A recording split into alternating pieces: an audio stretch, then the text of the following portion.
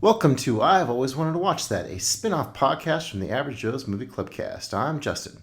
In this podcast, I get the pleasure of talking with fellow cinephiles to discuss their love of movies, along with reviewing a film at least one of us has always wanted to check out, but it's always put off for some reason or whatever. In this episode, I welcome Connor Wilson, who has been a long-time follower of mine and has some really neat letterbox profile pictures I'd like to talk to him about. And we'll be checking out Alejandro Jodorowsky's El Topo from 1970. Nice to meet you, Connor. Tell me a little about yourself. Yeah, I've been following you for basically since I got letterboxed. But What I year was am that? I think around 2018 Okay, or so something not around long there. after me. I think I joined in late 2017, so almost since our beginning. Yeah, that's right. And I'm a filmmaker in Oh, Utah. okay.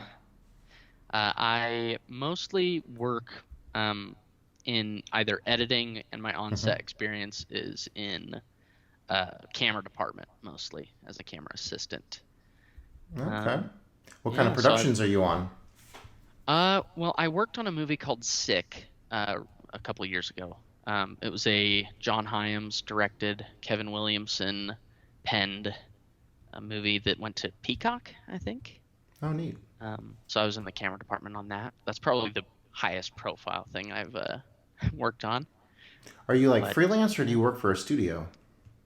freelance. That was with Miramax specifically, but I that's the only thing I've done with them. I've also worked on like Lifetime stuff and just commercials, all kinds of stuff. Pretty impressive amount of production work there.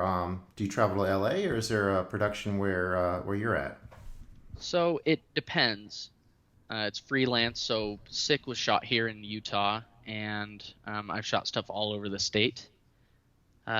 It's not really centralized in any one studio. I work freelance for that and also for editing. So I'm editing a feature right now, and it is independent completely. So um, not connected to anything else. Cool. How did you get in this line of work? Did you Um, go to any school for it or just kind of met the right people? I did some school for it, but basically it was networking essentially with people. So I didn't actually finish school. I just, started working and met people, and it kind of has progressed from there. I work a lot with my brother as well.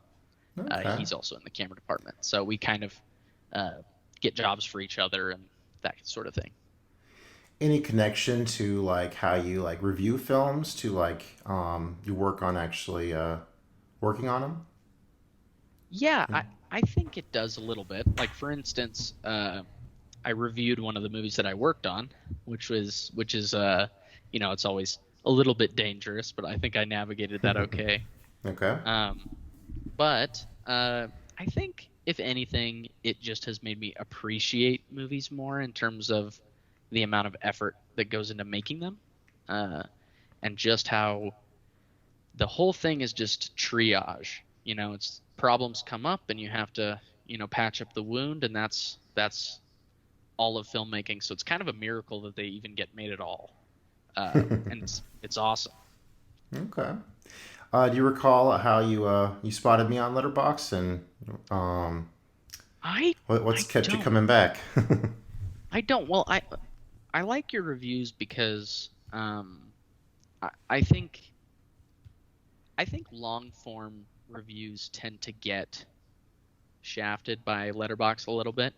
I think Yeah, that makes the sense. the short reviews rise to the top usually.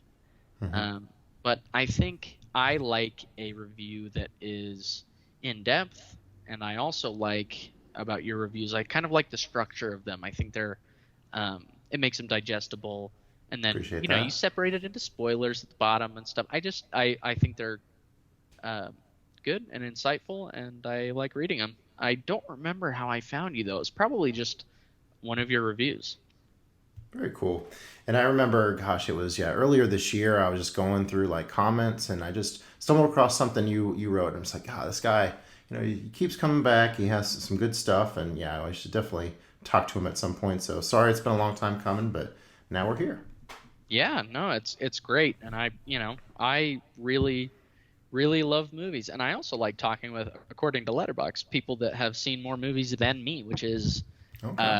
which is always nice. How many are you up to?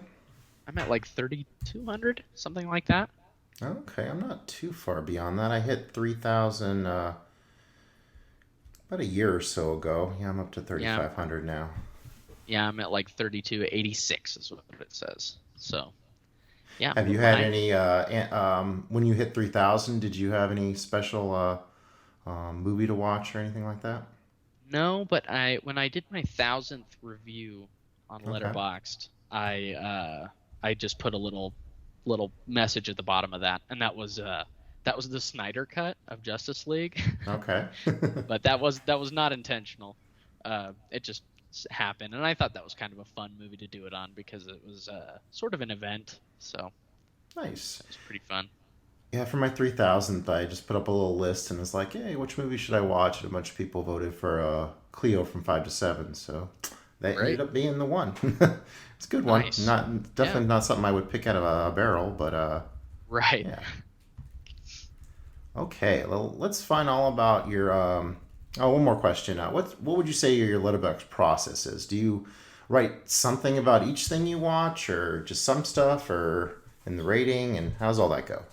Oh well, I would say I do not have any sort of process. I think it's a mix of just feeling for the movie. I think Hmm. my reviews can range from being really short or really long, personal or jokes or all kinds of stuff, and the rating is sort of a mix of how well I think the movie's made, how much I Hmm. like it. I think I don't really separate the two. So I just go with my gut, and that's also kind of how I pick movies to watch. I'm a very moody moviegoer, so I just kind of go with what I'm feeling and find Okay. movies. And sometimes uh, I can't find it, and I sit scrolling for 3 hours through Netflix or whatever. Yeah. But uh, but I do. I usually find stuff, and I also like a themed thing to keep me going. So like every October, I always just make a big Hmm. list and go through it and try and watch a movie every day. But Awesome.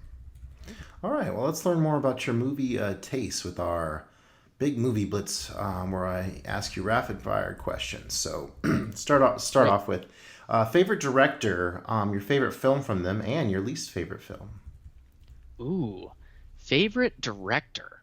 Hmm. That is that is actually a little bit tough. Let me Okay. see. I think if I had to pick oh man, I I think I'll just go with Scorsese. I like him. Um, Okay.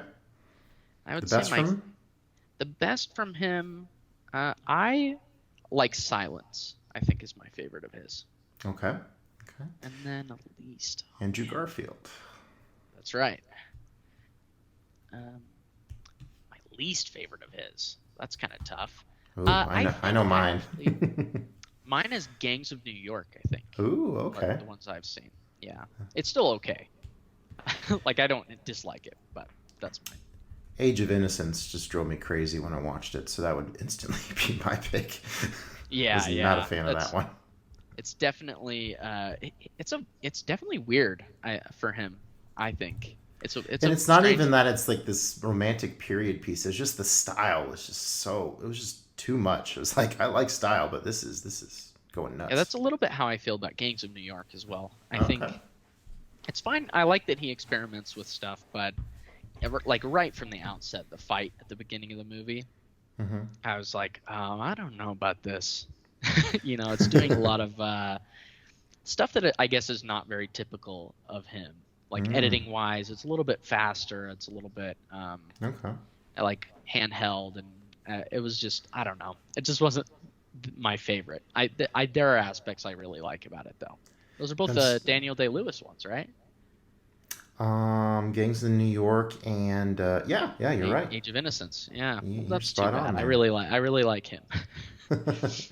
um, I was gonna say that I've noticed with Scorsese, like I think, like I love Goodfellas, but then like I rewatch Casino, and it's a little long in the tooth, and then obviously The Irishman is like very very long. Right. So Yeah. I almost like a little bit more restraint on the Scorsese sometimes. Yeah. So I like Silence a lot, and then I also really like Taxi Driver. Oh yeah. I know it's a pretty basic choice, but I just Have you seen his really new one think yet? it's good. I have, yeah. I went and saw it. I really liked it. Okay, still need to check it out. Yeah, it's pretty good. It's pretty long too. It's not Irishman long though, and there's no CGI Robert De Faces. Niro kicking people in the Well, at street or least whatever. as long as it's not CGI indie, I'll be okay. Oh yeah. Oh That was man. pretty rough to get through that Oh, I'm first with you. Him sequence. jumping over the train, he looks like it looks like Daredevil with Ben Affleck. Yeah, pretty He's like much. jumping over the train. I was like, "Oh, it's like I Catwoman." Yep, I instantly am brought back to cringing in that moment. Uh, Yeah, oh, for sure. all right, next one. Movie you have likely seen the most. Uh, it, I think the movie that I've seen the most times in my entire life is probably The Phantom Menace. Um, Ah, and that's down to watching it every single day as a child. okay. I watched it all the time. I was obsessed with that movie. And I still like it. I think it's not, it's kind of stupid, the movie mostly. It's a lot of, fart jokes and slipping in poop and, uh, Yep, pod there's racing that. and everything. But I don't know. As a kid, I really liked it. And, I Yeah, would you say don't that's really one of notice that wooden acting quite as much as a kid, and then you get to be an adult, and it's like, they probably should have yeah. nuanced these scenes a little more. Yeah, when I was a kid, I didn't think the movie was boring at all. But as an Hmm. adult, I'm sitting through the, office drama, all the, Yeah. political The um, trade agreements and so meandering. forth. Yeah, oh, the blockades and all the yeah, Yeah. and it's too much. But I still like it, and I really identified as a kid with Anakin in that movie. I think I really liked that it was a movie about a little boy when I was a little boy. So Okay, it's right on.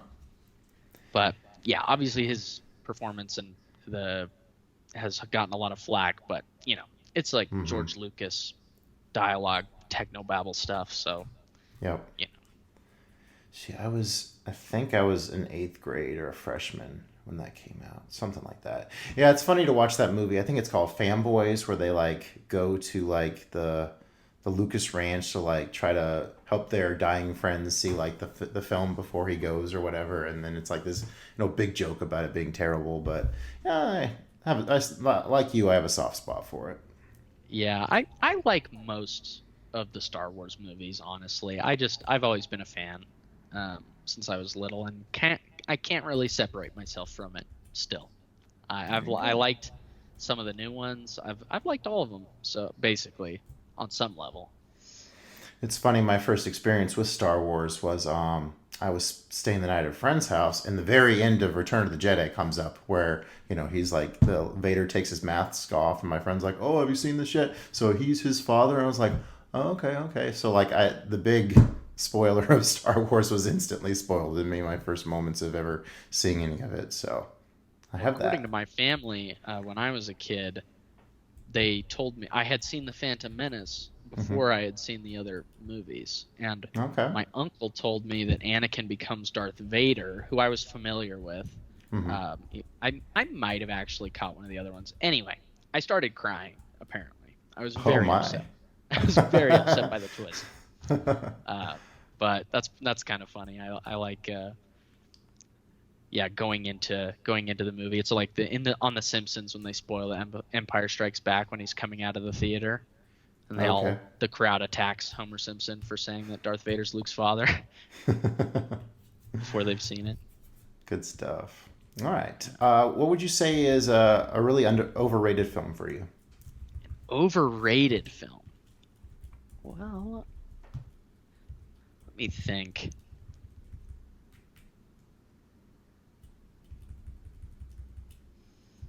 Oh man, this is actually kind of tough. Think about movies that are overrated. I kind of I'm I have a hard time with movies that I like I appreciate a lot of movies, but Hmm. I tend not to think as much about the ones that I don't love.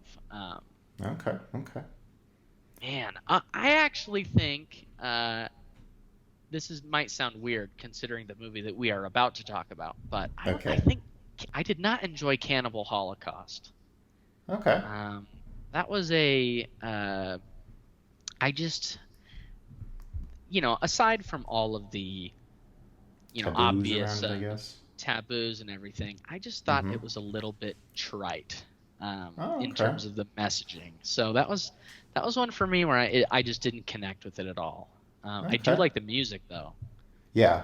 Um, For that one, I was very surprised how it did have that more like upper brow kind of slant to it, and it wasn't so as grungy. So I think I was kind of relieved by that, but it's right. interesting perspective. Yeah. I mean, it's also one that there's some problematic elements, so it's easy to go, Hmm. oh well, this sucks. But I gave it a chance and wanted to watch it. And I Yeah. think it was worth watching, but I think it's a little bit, to me, a little overrated. Okay. First movie you saw in a theater, if you can recall. Well, technically, it's The Rock, uh, Oh, the Michael a Bay little movie, The Michael Rock. Bay right off the bat. Wow. Yeah, when I was essentially a baby, so I don't know why my parents were bringing me into the movie theater as a baby, but that is reportedly the first movie I ever saw in a theater. All right. The first movie I remember seeing was uh, it's either Pokemon, the first movie, or the Barney movie from the Oh, okay. 90s. I remember both of those. I don't know which came out first, but it's one of those.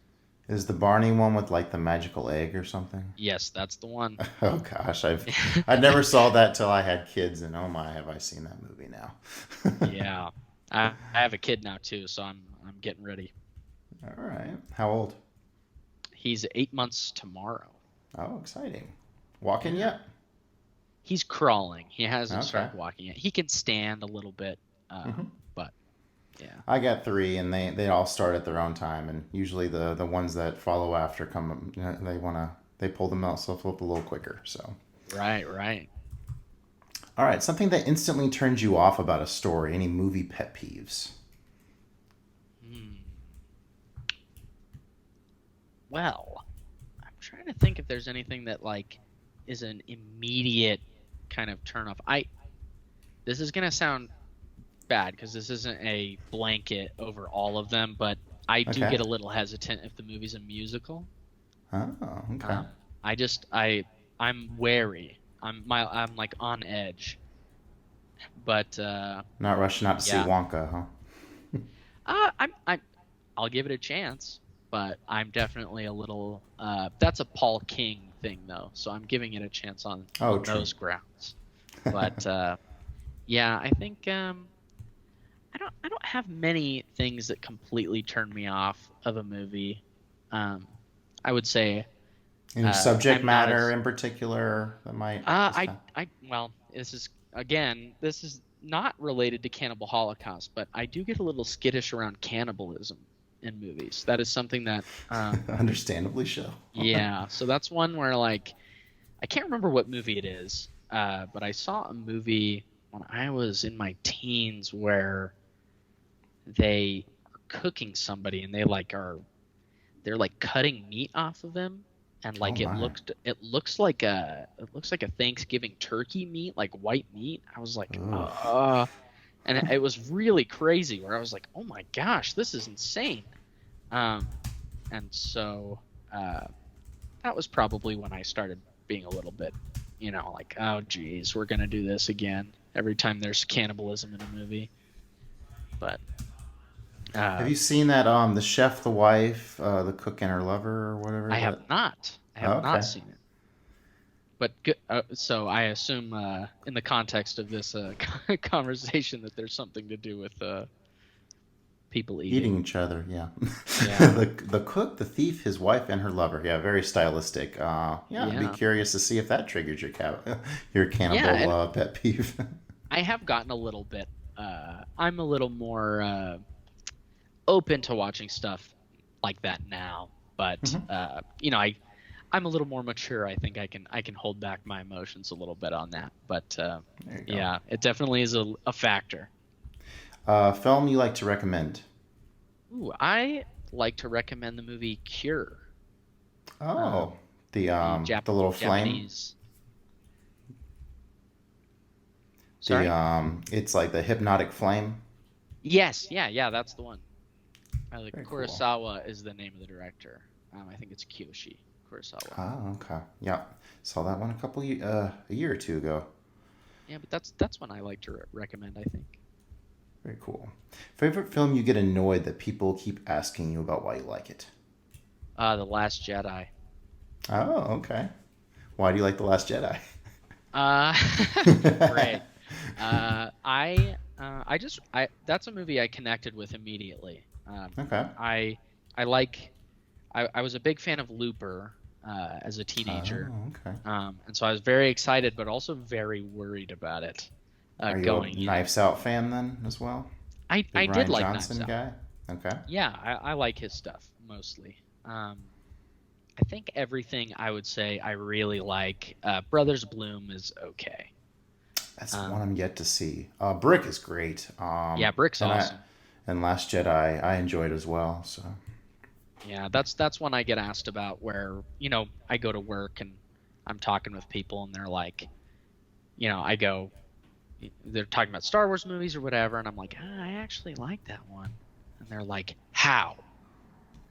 Like, what do you mean how? I enjoyed it. I'm like, I thought it was fun. I think it's a good movie, and I connected with the message of it. It was one of those where I just, I had a great time in the movie theater, and hmm it was just really really great. And I've watched it a lot of times. I think that's maybe my most watched movie since I've been on Letterboxd.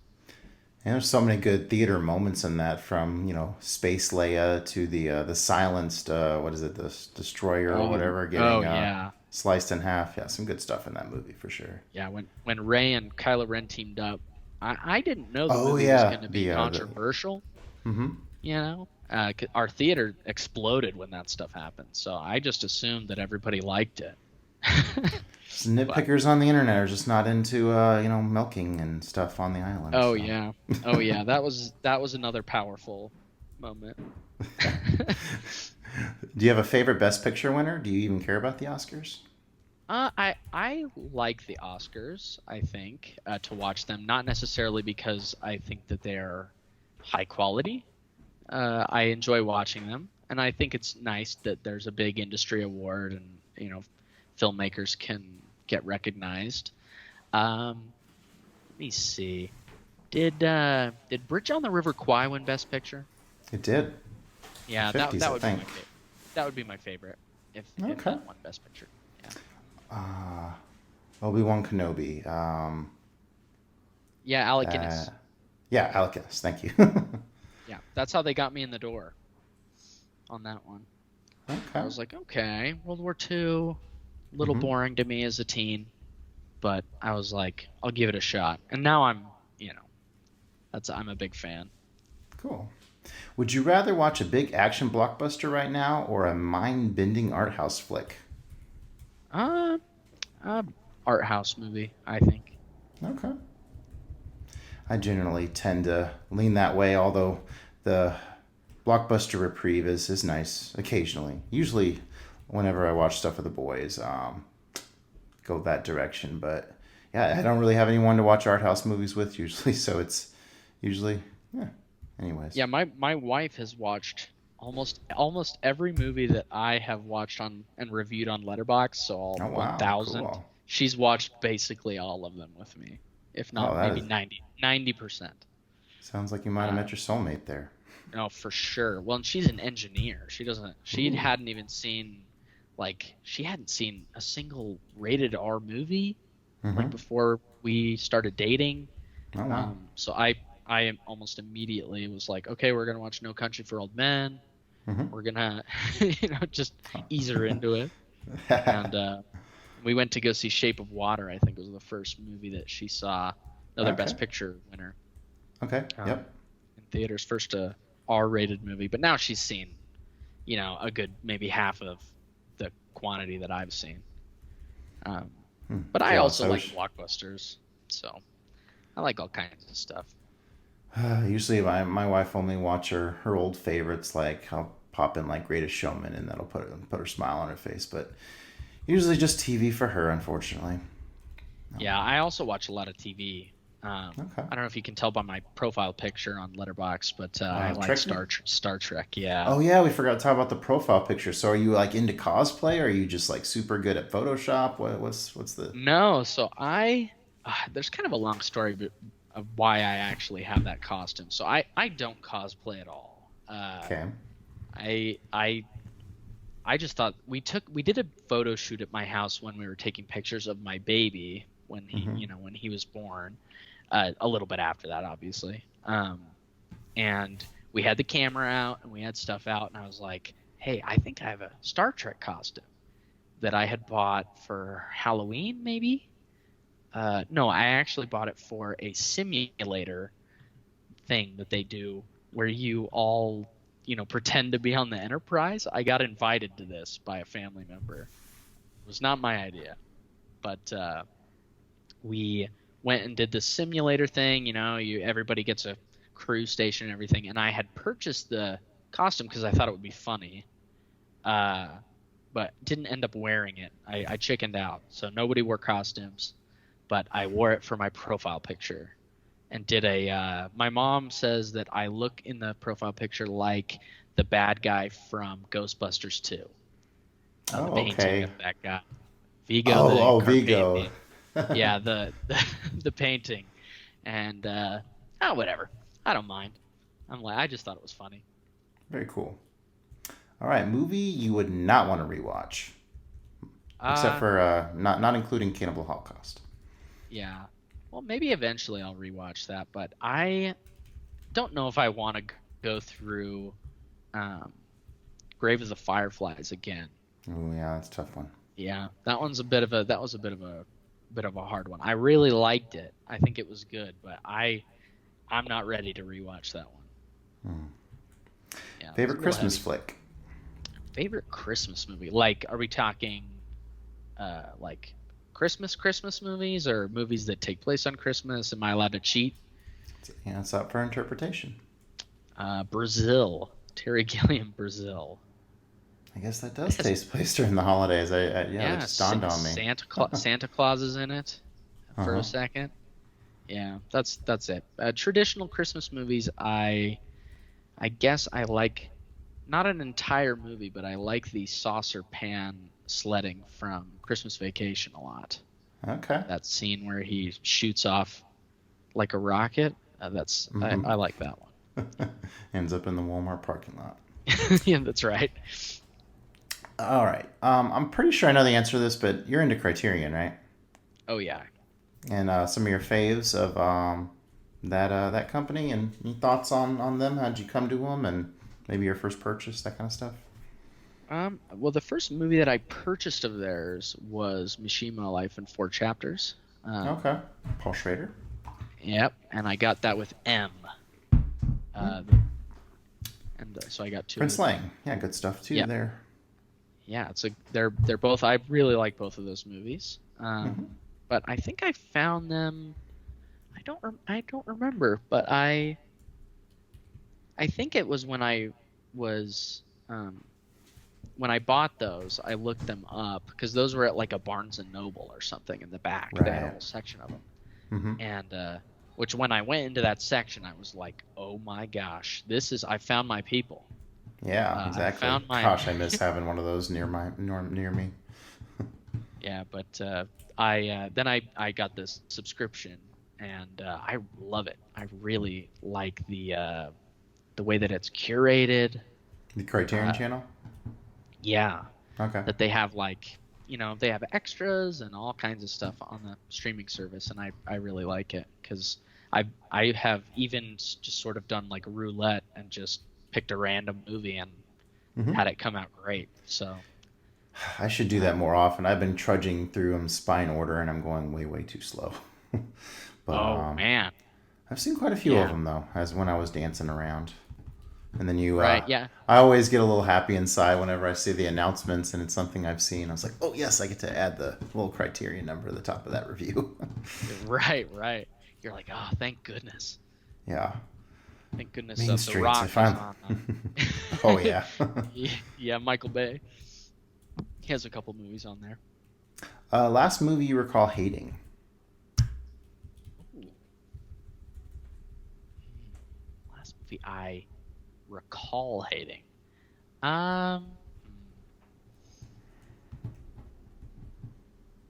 I think the last movie that I really didn't like was the movie Victor Frankenstein with Oh, is that the James action? McAvoy, Oh, okay, that one. uh, Okay. Daniel Radcliffe. Ah. Uh, I just thought it was stupid. I was not a fan watching that. It was actually kind of a surprise how bad it was. It Oh. looked like it was going to be kind of, they're trying to Tumblr, make them sexy, do a little bit of queer baiting. Oh. How they sort of a Mark Gatiss thing, or like the guys who do Sherlock. I think it Mm-hmm. actually they might have been involved in that actually, but Okay. yeah, it was also exceptionally gross for what it is. There's a part where he siphons pus out of Ugh. Igor's like shoulder hump, and it gets in his mouth, and he like spits it out because he's trying to fix his back, and it's like, Is it a what? comedy? No, it's no, I don't know how I would describe it. It's like they're trying to do like a romantic thriller slash uh almost like a YA novel type of vibe. It's a Hmm. weird one. There's comedy elements, but it takes itself seriously most of the time. Okay. So I don't know. I don't know what I don't even, I just didn't like it. That's all I know. No, sir, I didn't like it. Yeah. All right. Do you like? Oh, okay. And this kind of feeds into El Topo a little bit. Do you like to look into movies that you don't understand? Like maybe watch like some YouTube videos, some wiki analysis, or you just kind of take it as it is and move on. So I used to be way more into looking into the sort of, I remember walking out of Inception as Mm-hmm. a when I was, As 13 a or young something lad, like, yeah. yeah, as a young lad and being like, I want to look up stuff about this movie. What, what does this mean? What are the top at the end, but I've kind of moved away from that over time. Although with this movie that we watched with El Topo, I did do a little bit of digging because I was Mm-hmm. really curious about it. It's a weird Yeah. one, so I did look into it a little bit, and I do that every once in a while. If the movie is something like I want to look up on the production side, how something was achieved, or what they were thinking, what the intent was, that sort of thing interests me a little bit more than theorizing necessarily about plot elements, I guess. One of the neat things I've noticed from, reviewing so many movies is you kind of get like used to like cracking these things sometimes. Right. And sometimes I can like kind of see through it. I'm like, oh, okay, I kind of follow what they're getting through here. And it's just because I've practiced so much with so many other weird films. So, yeah, you kind of get in that groove. And I mean, there's someone's inspiration going around. So, yeah, sometimes you run into repeated elements. Yeah. Yeah, I think so too. Watching a movie with my mom is a very different experience from watching a movie by myself because, my mom's always like, was I supposed to know who they were? Am I supposed to know who this is? What's going on? And Oh, she's yeah. seen a lot of movies and she's not media illiterate or anything, but I think there's a little bit of anticipation to that, a little bit of sort of literal that's really common, right? That's not like a weird thing at all. I think there's a conventional way of watching movies, and there's a academic way of watching movies, and I think Mm, not everybody has to be into that, but like it's everybody's entitled to just watch movies how they want. But I absolutely. like to, you know, I like to study it a little bit. Yeah, and for me, Letterbox has always been about cataloging. Like, and especially now that I'm getting into my 40s, it's just like, what did I watch last month? Oh, and that's what I thought of it. Very cool. So yeah, I like having this like kind of diary of all this stuff because it's a lot. I think I've reviewed 2,000 something films, so Yeah. it's crazy. Wow. Yeah, that's impressive. And they're all it's insane the quality to quantity on those reviews. I mean, not to, I'm not trying to butter you up or anything, but I think it's kind of impressive because I feel like a lot of the time I'm like, I'm I'm tired, but I want to Hmm. review this, but it's 2 a.m. and I'm gonna phone it in a little bit, and no one's gonna see it, so it's not a big deal. But um, yeah, it's it's crazy watching a lot of movies and just seeing, like, Hmm. I can go with my wife and be like, what were we doing this day of the year? Hmm. And I Oh look yeah, it's back so and I neat to remember watch. the Yeah. movie and I'm like, okay, well, we did this, and what did we watch last year on Christmas? What did we watch Hmm. last year on Halloween? Yeah, And it's it's really kind cool to of be able fun to to do do that. that. Oh, for Yeah. sure. All right, let's get into our feature here. El Topo, or as I understand, The Mole, is a 1970 Mexican acid western film written, scored, directed, starring Alejandro Jodorowsky. It's Alejandro, and I think in Spanish they say Jodorowsky, Okay, but yeah, that sounds I right. had a, but it's, I think in English most people say Jodorowsky. The Hmm. documentary was no help. His Dune documentary, nobody pronounced it the same the whole time. I was like, I walked out of it. I'm like, I don't know how to say this guy's name. I still need to see that. All right, so characterized by its bizarre characters and occurrences, uses of maimed and dwarfed performers, and heavy doses of Judeo Christian symbolism and Eastern philosophy, the film is about El Topo, a violent, black clad gunfighter played by Jodorowsky, and his quest for enlightenment, I guess. So, did you watch this in Spanish or English? So I watched it in Spanish. Okay. I speak Spanish actually. Oh, okay, cool.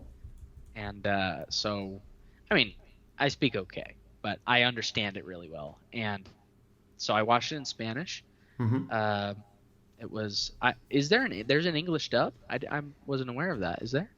Yeah, I try. I found one, and it, the pulled up the subtitles in English, and it didn't quite match, but yeah, it was with a movie this weird. I was kind of glad that it was dubbed because I mean this is what an Italian production, so everything was dubbed back then. So Oh, for sure. Yeah, it's definitely weird. So I think anything to help can help ease it a little bit. And I did have subtitles on as well, just in case. okay, here's some fun facts about the film. So I guess it was discovered by John Lennon and Yoko Ono, who helped like promote the film and get it produced. Not get it produced, but distributed. Other big fans of the film include David Lynch, Samuel Fuller, Peter Fonda, Dennis Hopper, Bob Dylan, Marilyn Manson, and Peter Gabriel. So big fan club. Interesting. I think he wanted to cast the Beatles in Holy Mountain, but I guess Lennon wasn't into showing his butt or something, and so they passed. And unfortunate for Horowski there. That's amazing. I love that. Lennon's like, I'm out. But didn't John Lennon do that movie where he's fully naked? I feel like there's uh, like a video where he's like fully naked and it shows he's like huh? fully nude that he and Yoko did. I couldn't say for sure. What a hypocrite. Just kidding.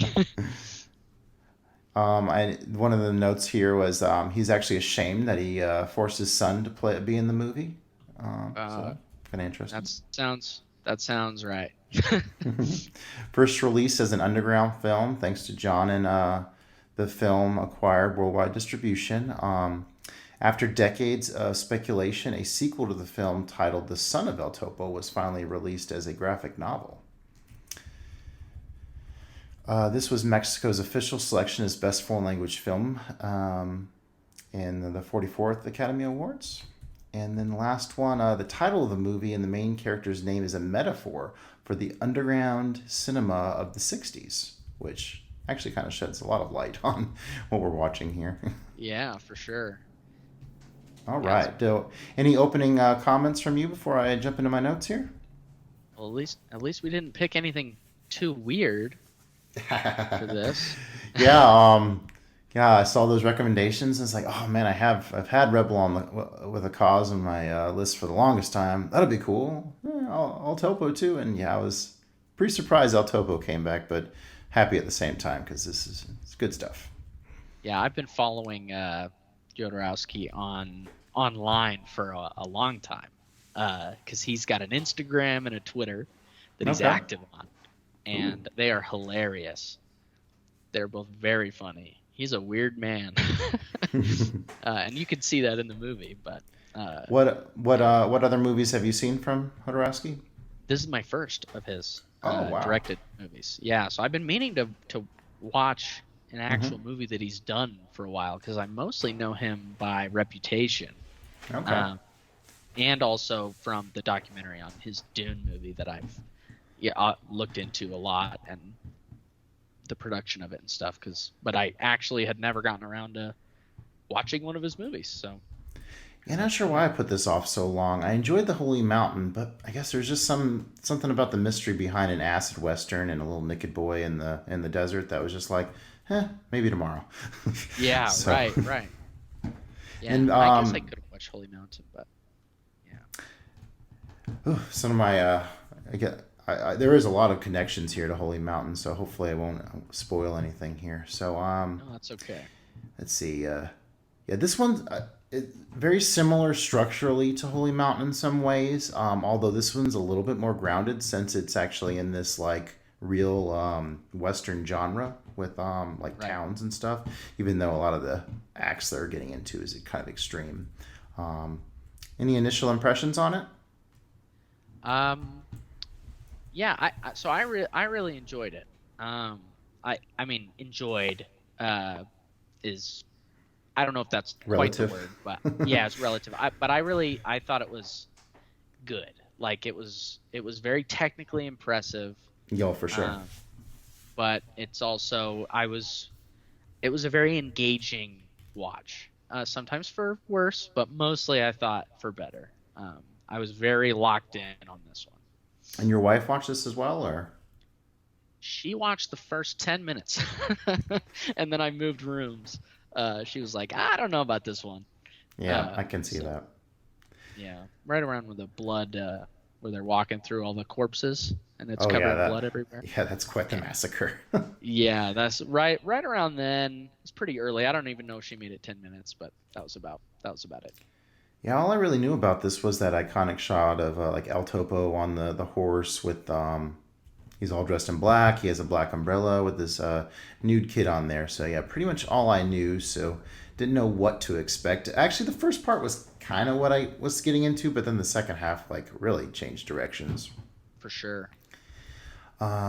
Wild how the on-screen text had like these like color animal pictures with like diagonal text. It just from a film that was like didn't even know if anybody was going to see it. He certainly pumped a lot into it. Yeah, he went balls to the wall on the intro sequence. It was surprising to me as well. It's almost like a collage and like Hmm. right from the title text it's like blue, like bright blue. It's a lot of I would say unexpected things in this movie where Oh, for sure. they purposefully pivot away from I guess what would be normal or conventional. And that like right from the beginning I was like, okay, all right, this is going to be one of these movies because I also only had seen the like just like you where it was like a guy with the maybe with the umbrella in the Hmm. desert with the little kid naked. That's all I knew Hmm. also. So Okay. Yeah, such striking imagery throughout, from like the beautiful landscapes to like, yeah, even that first like massacre scene. You got a pool of blood, you got an impaled lady, you got a church full of hanging bodies, you got gutted animals, you got huge puddles full of blood. Yeah, it definitely makes a statement. And then all of a sudden, we go to this really quirky song and a guy playing with high heels. That's yeah, I Jodorowsky actually for you. I took a few notes on here and let me see what I Okay. said about that. I think I said something along the lines of, "Wow, this is very chipper for what just happened." Uh, And then yeah, the I guess deliberate he, misdirection. mhm. Yeah, eating a banana perhaps on a, I think he sticks it on a cactus and like slices it with a sword or some bizarreness. So yeah, this is a little gang of outlaws that El Topo shows the business to. Some of the other odd things they're doing is one of the guy makes a huge woman out of beans on the rock, on a rock, and like grinds on her. Yep. And Yeah. go Yeah, ahead. that was pretty great. I find that I had it noted as well. I was like, I want to cut a banana with a sword like that. How much stick it right in a sugar cane and try and chop it up with like a scabbard, and it would not work. I was like, I don't think they could actually get me to do that. But Oh, I guess that would have.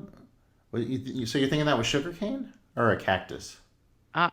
maybe it's a cactus. I don't quite remember, but it was a big green tall Mm-hmm. thing, and he sticks Exactly. the banana in it and cuts it up. But Good enough for me. definitely definitely one of the movie's many I think phallic sort of sexual Oh yeah. symbols in the movie. A lot of them.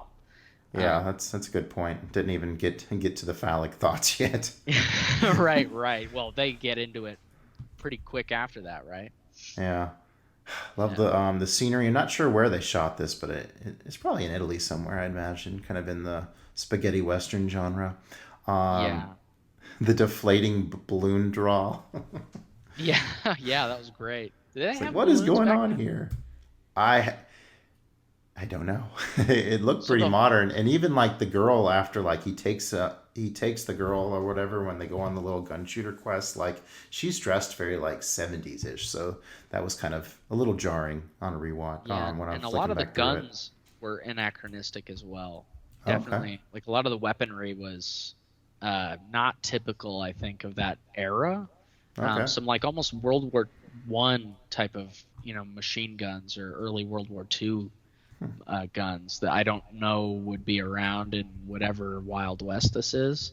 yeah, Um, so there was just a lot of that where I was like, okay, this is anachronistic on purpose, right? Like right. Oh they're yeah. doing yeah, they're doing it as a statement. It's all symbols.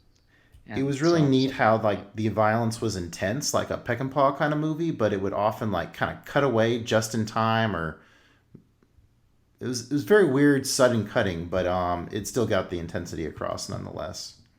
yeah, well, right before they do the chipper music, I have it noted here. It's right after the little boy does assisted suicide on that guy who's dying. Hmm. El Topo hands his son the revolver and has him shoot the guy, Hmm. which I wasn't sure what to make of it necessarily symbolically, but I definitely was like, that is a striking thought. That is an interesting idea. Hmm. Hand your kid the gun and have him shoot someone. Um, so I was going to mention. So I'm jumping forward to the part where like the lady goes and checks on like the general guy, and they're like in this like cone shaped kind of building, and Oh yeah, yeah. whenever you see Holy Mountain, you'll like there's a lot of time Yodoraski likes to put like important people in very tall rooms. So and kind of have this kind of fisheye lens kind of look to it. Yeah, So yeah. yeah, definitely some of that style carries over into Holy Mountain, and it's a really cool look, especially for kind of introducing somebody with like this ominous presence to them. Right. And they do that a few times, right? With the where the edges are blurred Hmm. on the screen, right? Yeah. Oh yeah, that's a good point. Yeah, I do recall one shot sticking there for a second. I was just, kind of noticed a little fuzziness off to the side. So El Topo comes and saves that woman just as the men are about to exploit her. The general ends up getting his junk cut off, and he doesn't want to live after that, so he blows his head off. Yes. Yeah. All right. El Topo takes the woman and leaves his son with the monks. Didn't your I think your review commented a little bit on poor parenting choices. Yeah, I think well that might have been colored a little bit as well from the documentary about Dune because Oh, he I think it's the same kid. His son Brontis uh who he wanted to play Paul Atreides in the Dune film that he was making. okay. And so they did like intense physical training for a long time. That was pretty brutal, and I think their relationship was pretty It wasn't great after Mm-hmm. that, but it that movie never got made. Also, Mm-hmm. so he did a bunch of work, and then the movie never actually shot anything. So, Wow. uh, but yeah, he leaves the naked boy with the priest, and he's no longer naked, right? He's in his Yep. little robe. Yeah, Yep. Gotta love El Topo perched on a cliff playing that little fife of his. Those were some yeah, charming scenes. Pretty as well. yeah, Then we get in a little religious imagery here as so he takes the girl to the water and she says it's bitter, and then there's some like, do you recall what the name was? It was like Mara or Mary or yeah. That's something. it, Mana. Yeah, that's it. Um, Causes the water to be sweet, and I guess that's an allegory to the Hebrews in the desert, and that's some of Yeah, that going on in the next there's a coming lot scenes. of there's a lot of biblical allusion in this. Mm-hmm. Like the whole movie, is just nonstop Christian imagery and stuff. Mm-hmm. So yeah, that part, and there's a lot of like references to Moses in particular, like when he's touching the rocks and the water coming out of the rock. And I think they even Mm-hmm. mentioned that because there's a big titles thing that says Genesis right before that, right? Oh, was it? Yeah, I do remember the Yeah. title sequences, kind of like a Lars movie. Let's see. So yeah, El Topo has faith. Oh, so what I gather from the wiki is, so yeah, because he has faith, he's able to conjure these eggs from the sand and water from rocks. But apparently, him raping this girl is was what gives her faith too. So I don't know about all So that. so when I did a little bit of digging on this Okay. movie, because I was very curious about uh the Sexual rape assaults, sequence. or okay. Yeah, the sexual assault sequence. Because there's a lot of he did an interview like a long time ago where I think he claimed that it was he really raped her when he was in the 70s, where he was like, yes, I really did that. Mm-hmm. But he's since said that that's not true, that he was just saying that to get buzz for the movie. Mm-hmm. Sort of like, I guess, Cannibal Holocaust kind of did a little bit of that. Different era. Um, yeah, for sure. Crazy. Um, and either way, it's a provocative scene. But Mm-hmm. I found this. I think it's an interview. I'm not sure what it is, but it includes essentially the entire movie's plot, beat for beat, almost script of it, with quotes by the Okay. director, kind of going through every single bit of imagery on the movie, which Oh, is neat. really weird because you'd think that it would be sort of left up to interpretation, but he goes through a lot of them. And in the case of the rock that shoots water, Okay. dude, I need to read you this quote. This was insane. I was reading this, I'm like, I almost can't believe this. Okay. He says this is going to be, it's a little explicit. It's explicit. Oh, I hope it doesn't have to do with ejaculation. It does not say that, but well, Okay. he does say that later. He does say that later, Of but course he he says does. this stone is an exact replica of my own phallus, thick, not very long, but with a voluminous head. That's how I am. That's how the rock is. That's El Topo's sex. That he said that. That is a quote by the man. Isn't he carry? There's a few scenes where he's carrying around a little rock too, isn't he? Yeah, it's Wow. weird. I was like, whoa. Reading that quote, I'm like, I did not know that when I watched the movie. Uh, I mean, there's obviously it looks, that shoots water and everything. It's a whole thing. But mm-hmm. I found it interesting the way that the movie portrays him in particular. It's he's his character's really really strange and an enigma. And when I was watching it, He's I very was sort of passive, like, I would say, right? yeah, the story happens around him and to him, and he acts by early in the movie. He acts by killing. Mm-hmm. Essentially, is the only thing he does. It seems like killing and raping and that sort of thing. Mm-hmm. But it's also sort of it's interesting because he says at the beginning, right? He says he's God, right? He's like, I'm God, and I think some people, from what I saw in the letterbox reviews, think that that's him being vain and talking about like, he created the movie, like it's his big ego. Okay. But I kind of was thinking about it as more of it's sort of a negative scene. It's sort of a he's not it's not a heroic moment, for him. So it's a lot of interesting reckoning with the Old Testament, with the Bible, Okay. because it's a weird book, and a lot of the stuff in this is not that different from kind of the weird crap that happens in the Bible. So Yeah, these like ruthless like townships that like massacre people, and yeah, I can kind of see what you're getting at there. right. Um, this scene where they both wake up all covered in sand, I'm sure Anakin wouldn't have been too keen on that. Right. And I actually I'm not going to do this through the whole movie, but I do Okay. have it. I was reading the quote, but from earlier, right underneath it, it says, with their faces protected with a piece of cloth in the sand, they're Uh-huh. reminiscent of covered faces we've seen in Persian engravings of Muhammad. So it was sort of an Islamic image that Huh. they were looking at for that, which is, I don't know if that says anything, but it definitely is interesting that he's taking from all over, from religious Mm-hmm. iconography from all over the world, and different sects and everything for this, which is interesting because I'm pretty sure he's Catholic. But Probably that makes yeah, I mean, sense. it seems like, but So from what I gather from the wiki, each of the gunfighter represents kind of a different religion. Not sure. I didn't really piece all that together, but it's and to get to each one, they have to go in apparently a spiral pattern. And there's a whole section of the Holy Mountain where they're visiting different like planets, which is very similar to this structurally. So oh, something to interesting. watch out for. All right, and That's so the that first guy interesting. is the No, first no, guy is yeah, this meditating monk who is able to withstand bullets. I yeah. guess he says, "Oh, I can't defeat him," but then the girl's like, "You can trick him or whatever," and so he ends up getting him to. Oh, I love the shot of him dipping down in the water and his hat still floating on top. That was good stuff. That was great. I really like that. Yeah. Now that you mention it, Braiding hair with toes. Now that's a talent.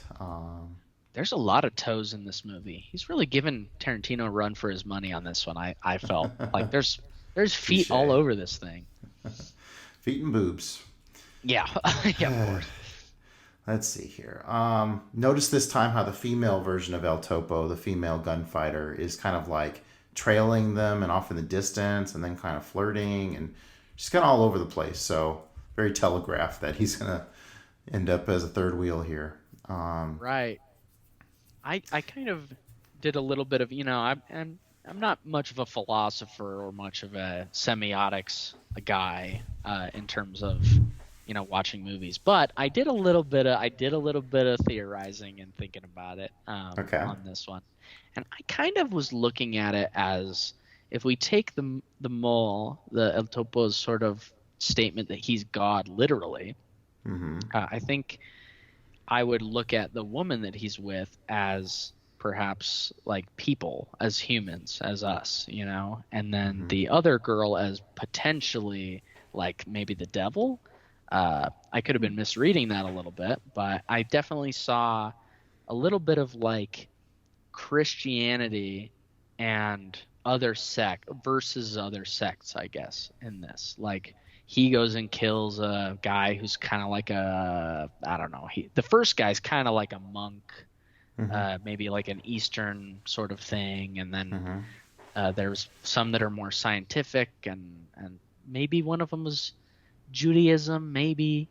The fourth one I thought was maybe no belief at all, like atheistic, perhaps. Mm. Um, Okay.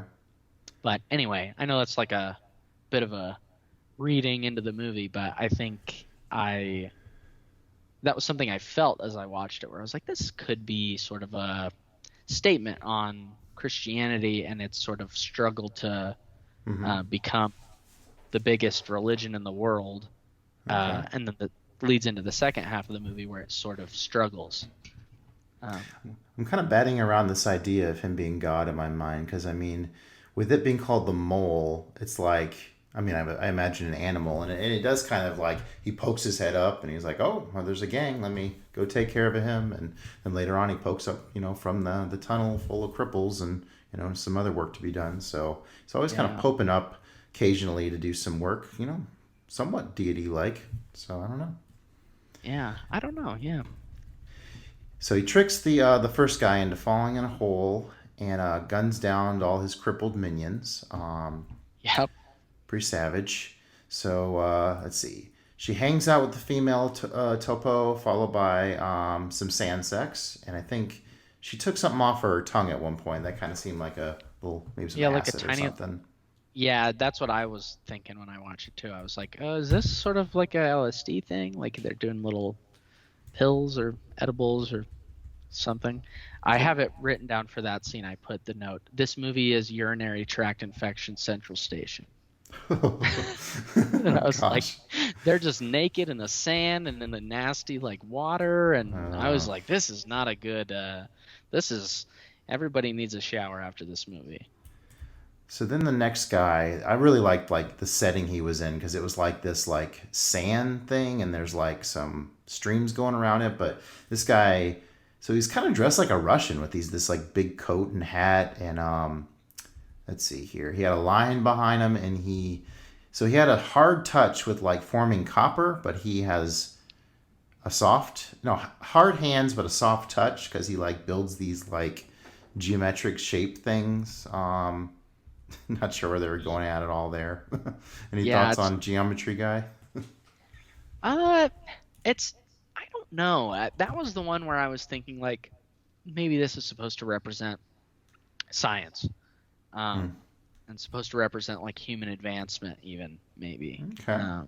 But I mean, I was kind Yeah. of shooting in the dark through the whole movie, just like you. Fair I'm like, enough. I don't know what to make of this stuff. And it's there's so much symbolism. It's like Hmm. rapid fire. Everything's a symbol. Like even the kid being naked is like that's obviously something. I'm like I don't Good know if point. it's intentional, but uh, or just he's wanted to be weird. Um, but even just browsing through this little thing, it's like it seems like all these were kind of thought out, which was a little surprising. So he gets one up on him because he like sets out these like shards, and his lady friend cuts her feet, and so he gets the drop on him. And then she's all about the weird animal noises, whatever that was about. Yeah, well, and also the other lady has a man's voice, right? Like at least in the Spanish version that Oh, I watched, not the lady that's with him, but the other sort of El Topo woman okay. was dubbed with a man's voice, like a very Oh, deep man's voice on my version, which I thought oh was wow. strange. So Yeah. I don't know. Uh, I don't know if that was just a quirk of the version I watched, but it was definitely something where a lot of the characters had voices that didn't make sense like that. So that was interesting in that this whole sequence. Cool observation. We get the scene where the lady version of El Topo whips the heck out of the girl, and then they decide to make out with the blood. Yummy. Yeah. Um, Next, we get the bunny guy. Sweet aerial shot of that the pool in the middle and the dead bunnies all around him, and they're about Yeah. to face off. Yeah. I think the amount of red in this movie was Hmm. very striking to me. I was like, wow, this guy likes bright red. He's into this color. And it's not as like fake as like Giallo. Like it's similar to Giallo Red, but maybe a little bit more toned down. I thought it was very effective. Didn't look fake, which was nice. Yeah, and a lot of the sequences, I was surprised at how well they were able to do the squibs and the blood. Like a guy gets shot and it kind of goes into the water, and it's still kind of candy red, but it Hmm. it looked it looked believable. It was really cool, just visually and technologically that they were they did a lot of good work on this movie. I think for how weird it is. So from over slicing bananas to the very erotic fruit scene. Yeah. Oh yeah, I forgot Ugh. about that. Yeah. Very gooey, sticky, licky. Oh gosh, you even got the Yeah. finger Yeah. going in and out of it. I'm like, I know. Well, that's yeah. The whole movie's filled with stuff like that. Where I was like, mm-hmm. in the lead up to doing the podcast with you, I was like, oh man, this is like I'm watching the movie and I'm like, okay, all Very right, horny this we stuff. signed up for some heavy sexual material on this one. Yeah, no inadvertently. doubt. At least it's done mostly quirky, and we're not too Yeah. depraved, like sexual assault stuff. Anyways, Yeah, yeah. so the last guy, yeah, he doesn't even care and ends up like killing himself. He was kind of like he had like braided gray hair, and you were the one that thinks he might have been like has kind of given up on religion, maybe, huh? Yeah, that's kind of what my reading was of it, maybe, is that there's a guy who uh there's like this if he's a god and that guy doesn't really care, Hmm. he doesn't have power over him in some way maybe. And so that's kind of and he just sort of ends his own life. He leaves and Hmm. I can't remember how he kills himself. He shoots himself in the gut, Oh, that's right, in the gut. Yeah. and he quickly El Topo like revisits the other bodies, and he sees that like the bunnies are like on fire, and there's this one guy who's like covered in honeycomb and like egg maybe. Yeah, he goes crazy on that honeycomb.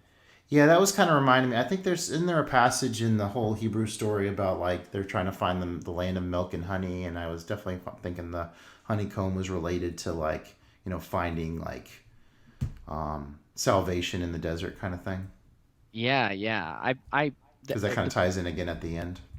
Yeah, bees and honey are a big motif in and actually like a lot of religious texts. Okay. So that's that. I definitely was like, yes, there's a religious significance to this, but I wasn't quite sure what it what it was at the time. El Topo crosses a bridge, and the woman and the gunfighter, yeah, he gets taken down, and they ride off without him. So much for conquering all these gunfighters. He just gets left there to get collected up by the cripples and dragged back to the cave of um, wherever. What do we want to call it? The cave of stuck cripples. I don't know. Yeah, I don't know, disabled little people Yeah, maybe. he kind of reminded me of like the Leper Island from or the leper pit from Ben Hur a little bit. Yeah, yeah. It definitely is a. It's funny to me. I was thinking like this looks like a Star Trek set or something like or like that's just of that era where I was Yeah, like this is definitely a cave. um didn't know very what to think of very his blonde fro once he comes to, which I guess is several years later according to the wiki. yeah, I thought he died and came back is what was happening. That's at least what I Oh, when I was watching it I was like okay, so this is that maybe a works too.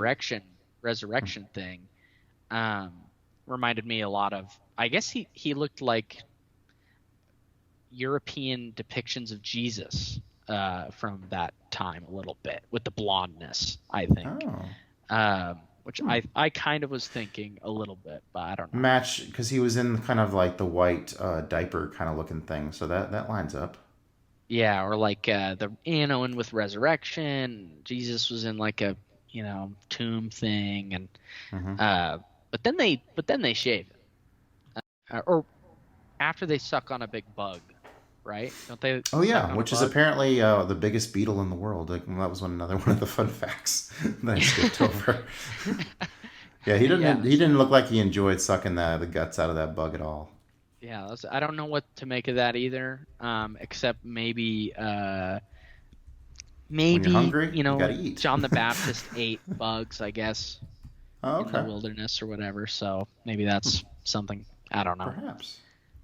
He hooks up with the little person, so Yep. she's his a more faithful female companion now. Um, so yeah, he finds out that they're all stuck in this hole and that they need to go to the local town in order to or the handicapped folks want to rejoin the town, right? And they got to find a way out of there because they got trapped.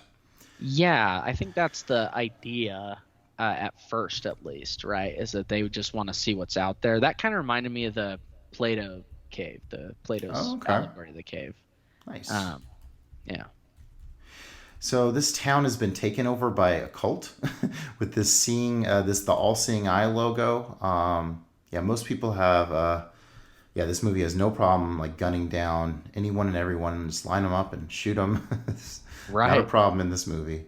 Um, I got a kick out of the little wife. Always like was like tapping on him. He's like wanted to be lifted up so she could help too, like the Right. washing the windows.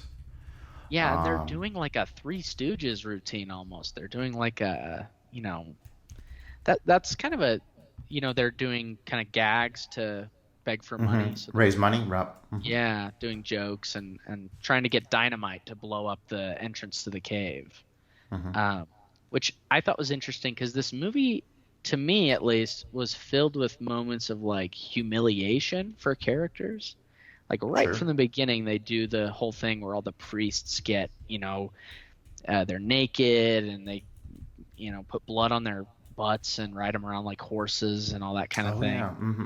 thing. They do. There's a lot of stuff where the characters are being, even the Dehumanized. woman, yeah, dehumanized and humiliated, which in and of itself is a religious thing in a lot of ways. Like that sort of shame and humiliation kind of goes hand in hand a lot of times with religion, and so I thought this was a completely different type. This was a, just a, they went through all kinds of different things with each of these characters, and even the choice to have people who are disabled, or missing legs, or it's just, it's such a, is it like that in Holy Mountain? I think he did have like a knack for like yeah, he would include a lot of different kinds of extras and so forth. So yeah, I think that is a common trait in his filmmaking, although I don't specifically remember that.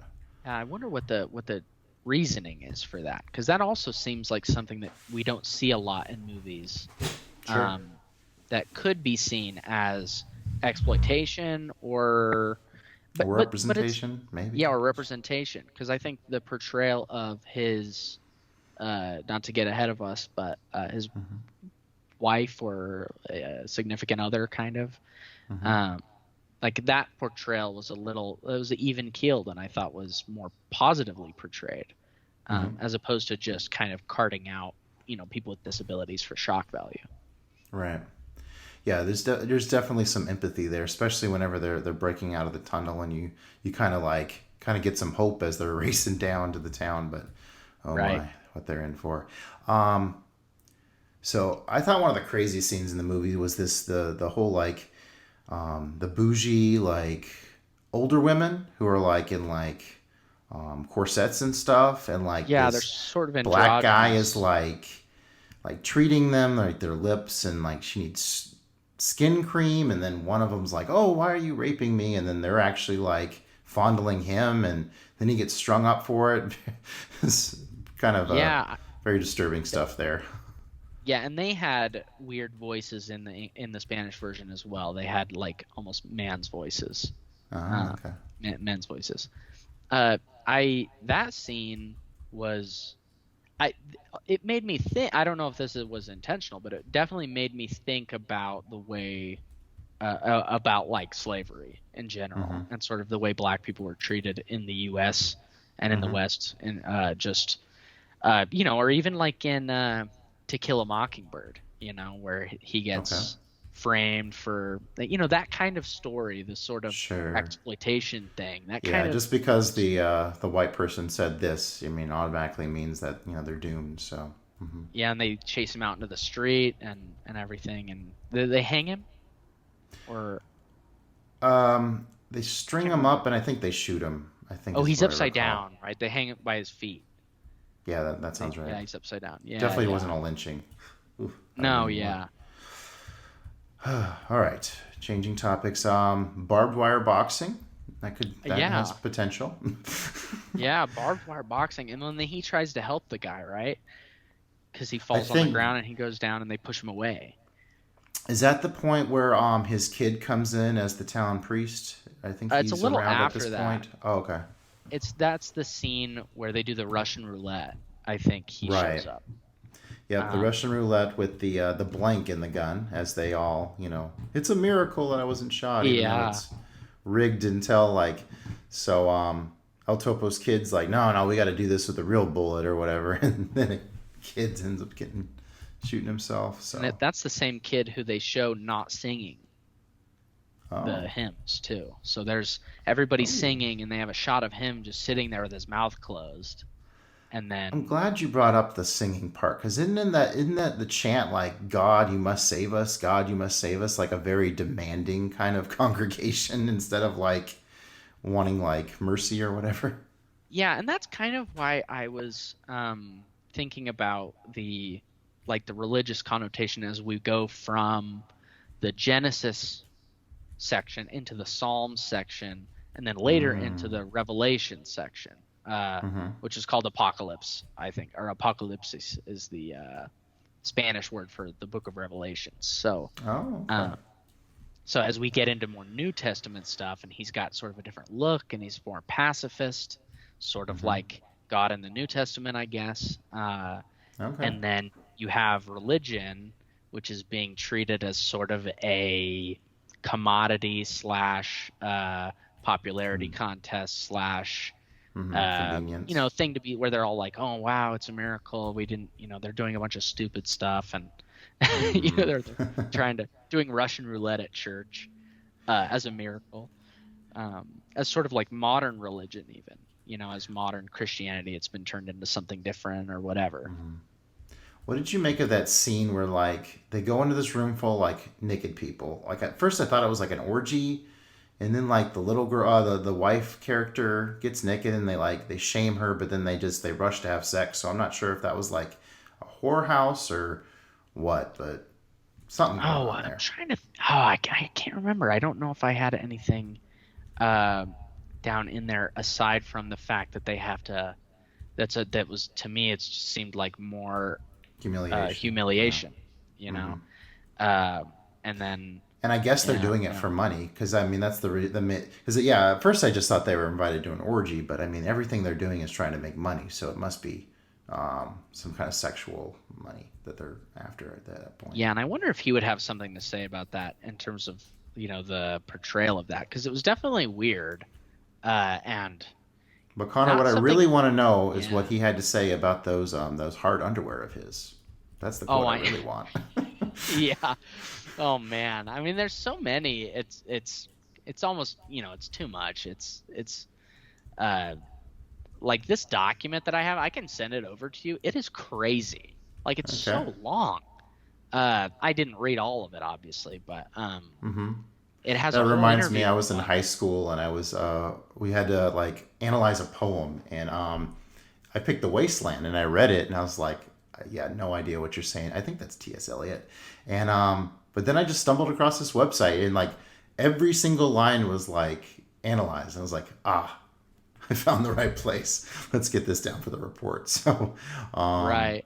yes, kind of Yeah, sounds like the same kind of deal, which is fun to look into. I mean, after you kind of look at it for yourself. So, yeah, and I think that's a striking image too, is the like them getting naked and her as a little person getting naked is something I've not seen in a film.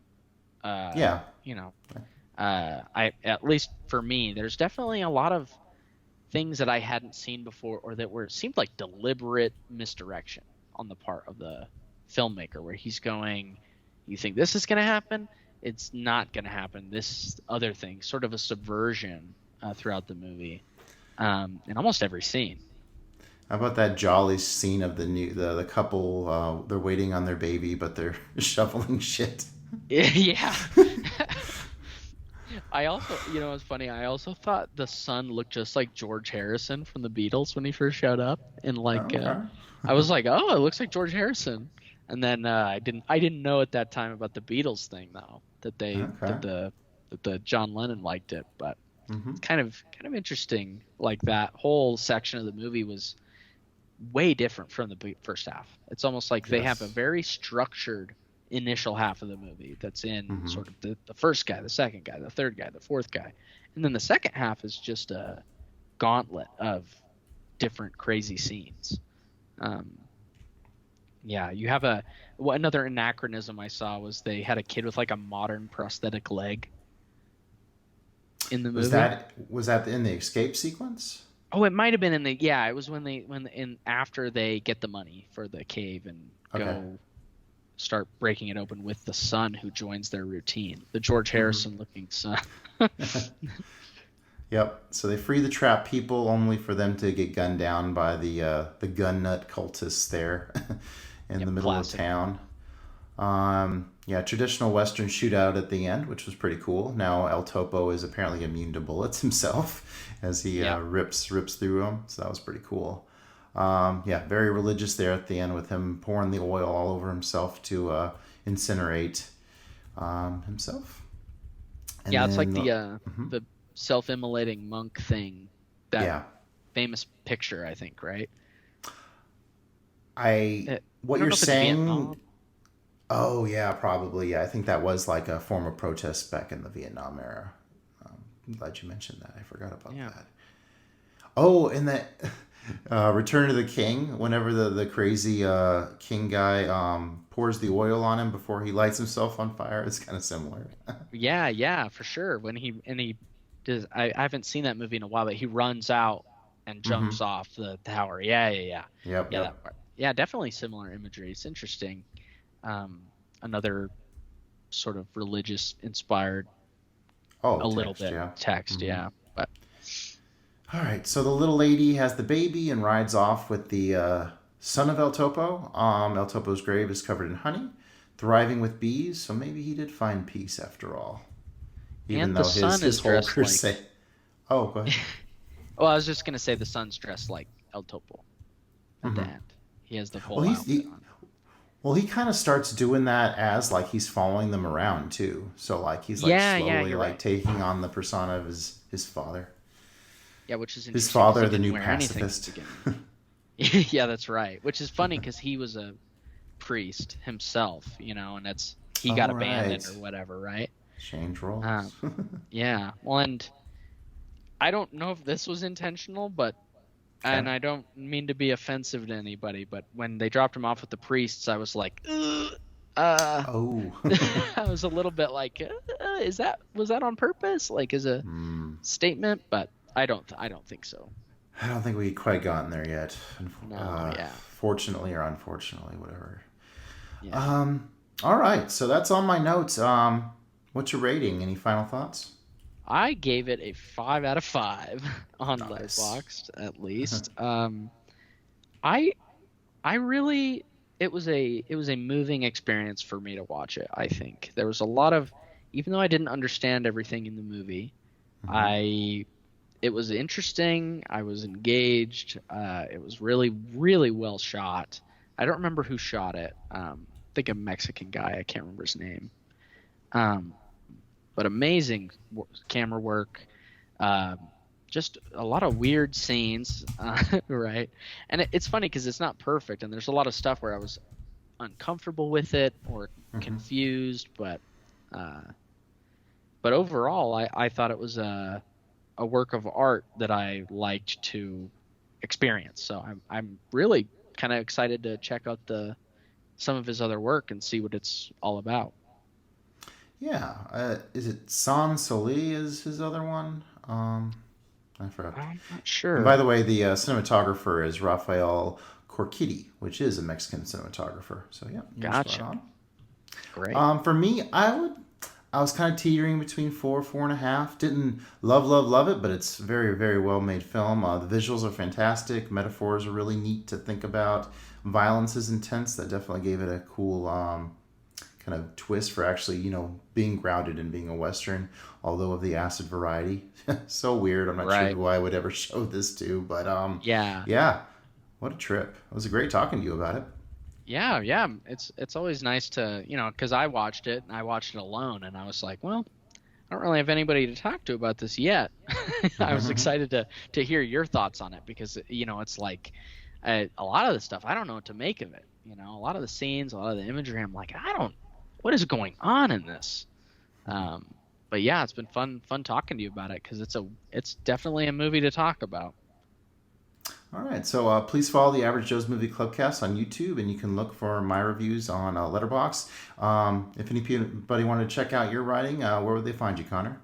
I'm on Letterboxd, Connor Wilson, ConnerWilson. Yeah, and you can check me out there. I also have an IMDb, so you can take a look at what's coming out.